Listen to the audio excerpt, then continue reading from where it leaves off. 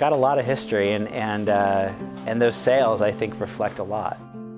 I grew up in the suburbs of San Francisco, and ever since I was a little kid, I was absolutely obsessed with sailing. I love sailing.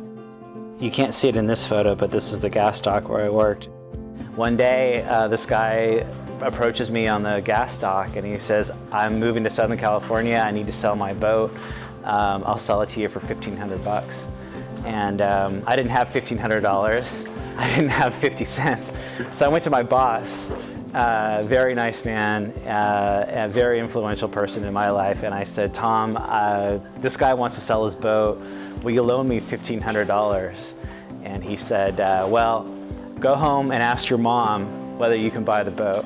And then if she says yes, I'll loan you the $1,500. You know, she knew that I was obsessed with boats and sailing, and so she said, "Well, you can buy the boat, but you have to promise me one thing, that you never take the boat out into the ocean." And of course, the first place we went, right out the gate.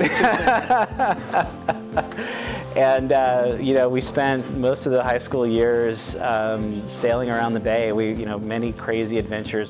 And eventually, when I moved to the East Coast, I couldn't leave the boat behind. It was just such a huge part of my life. And we actually, when my wife and I got married, the boat was in attendance at the wedding.